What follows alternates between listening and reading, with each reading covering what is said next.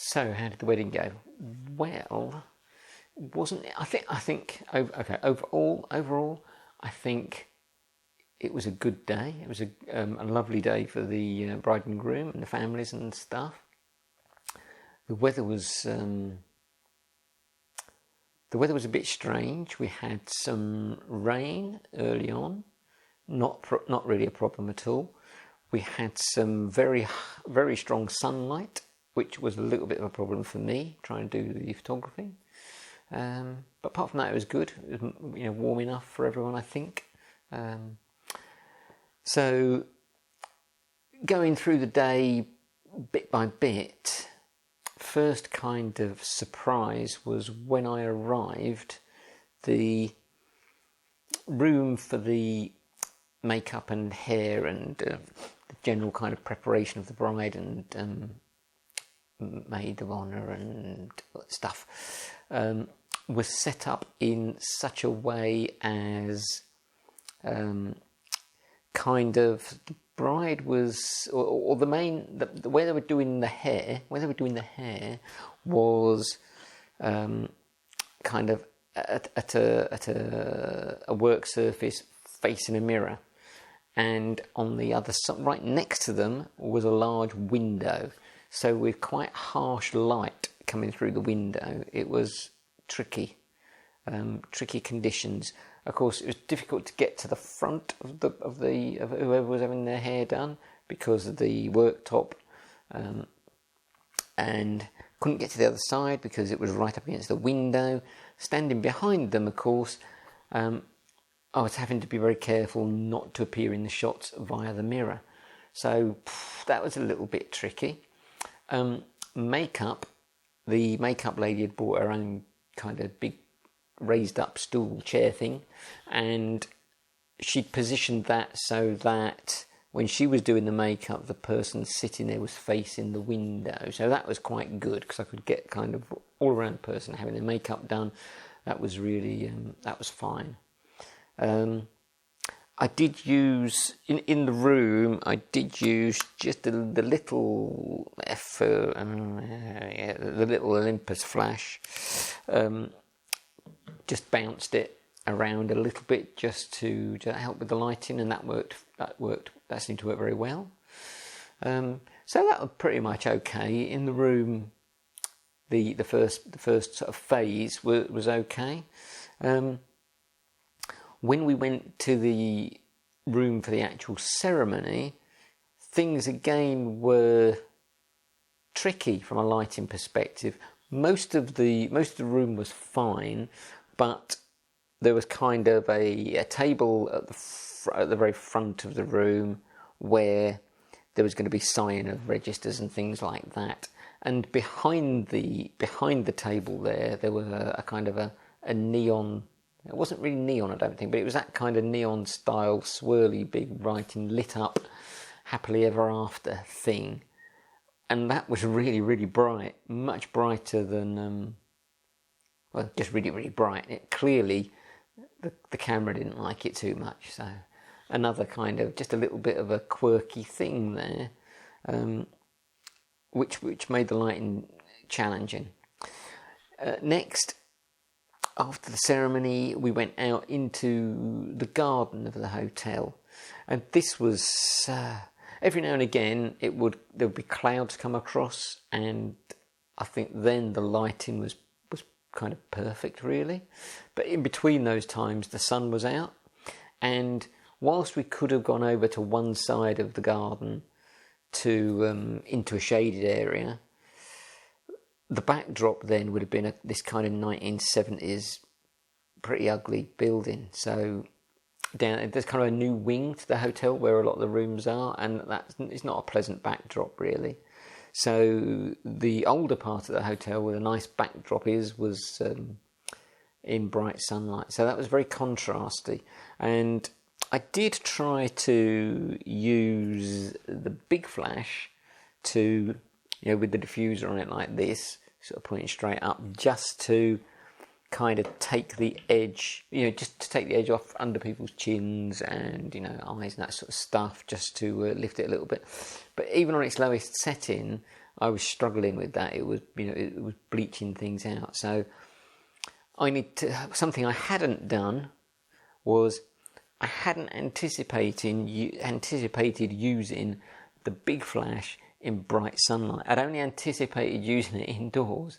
So I'd done lots of practice indoors and got the settings for that just right, I think. So that would have been good. Didn't use it indoors at all, as it turns out.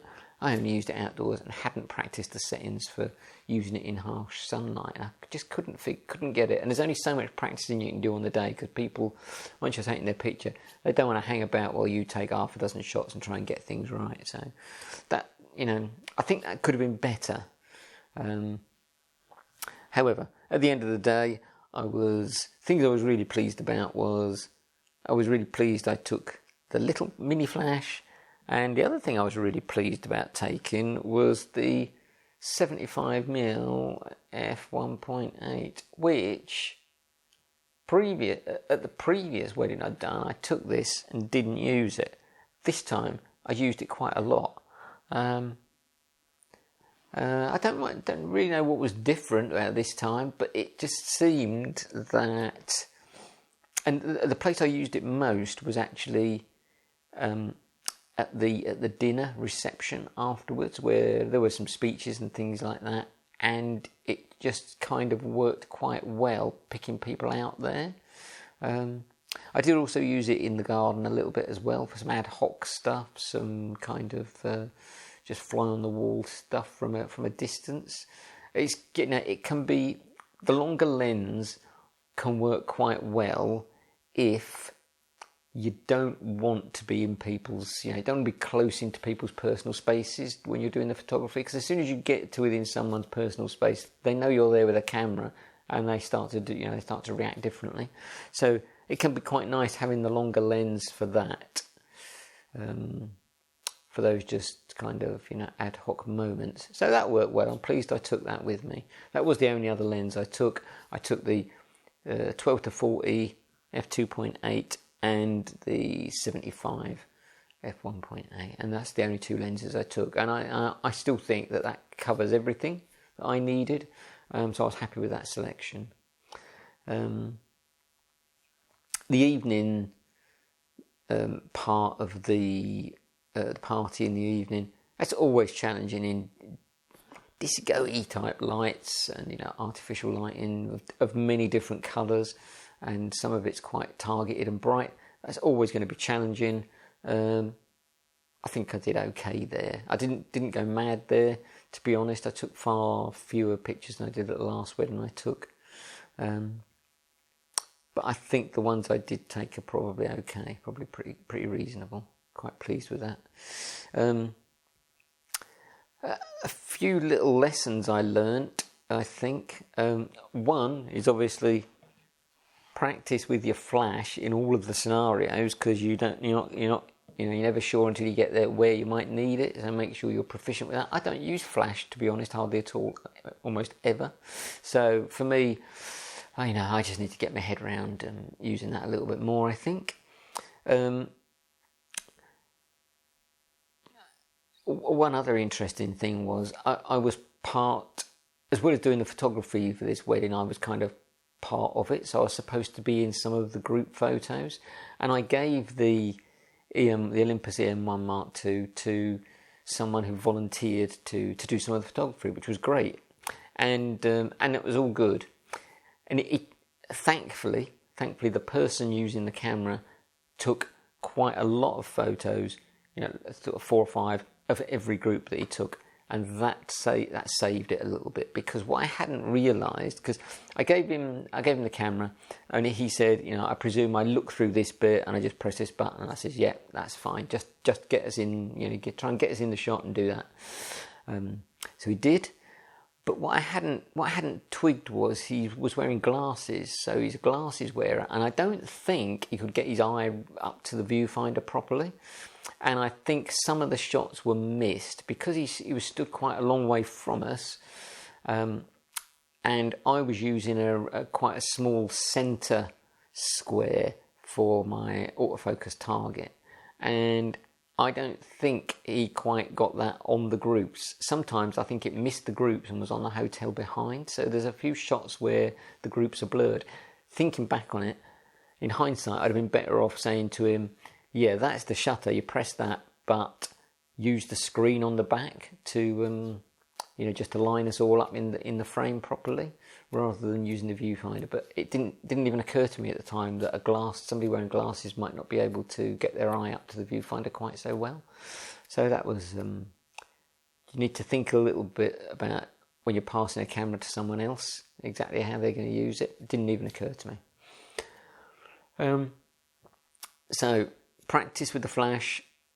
Beware giving your camera to someone else. Drink more. I really, I really struggled to. It's such a wedding day is so full on, moving just from one setting to setting to setting to setting, and trying to get all the shots. You just do not, you run out of time to try and pick up a drink at any point. So I, need to drink more water. I was absolutely gasping by the end of the afternoon, and because the sun kept coming out when we were doing the photographs outside, it was really hot. I put a jacket on when I was in the groups, and I was absolutely, I was roasting just standing there in the groups. When I wasn't in the groups having my photo taken, I didn't have a jacket on, which was just about bearable then. But I could feel, particularly with my rather prominent skin feature here, I could tell I was potentially going to get sunburnt there. It was really hot in the sun, so possibly you need a hat even though you think it's not going to be that bright. Turns out when the sun comes out, it's still hot. So as usual, I took quite a lot of pictures. I took about just under 1,000, I think. And yeah, I think there's there's a good mix in there, and although some of them I've struggled with the edit because of the harsh lighting, really strong light coming through windows and things like that. I think it's all good, and I'm reasonably pleased with the way it turned out. I think it could have been, there are always things later where you think I could have done that better, but I'm reasonably pleased with the way it ended up.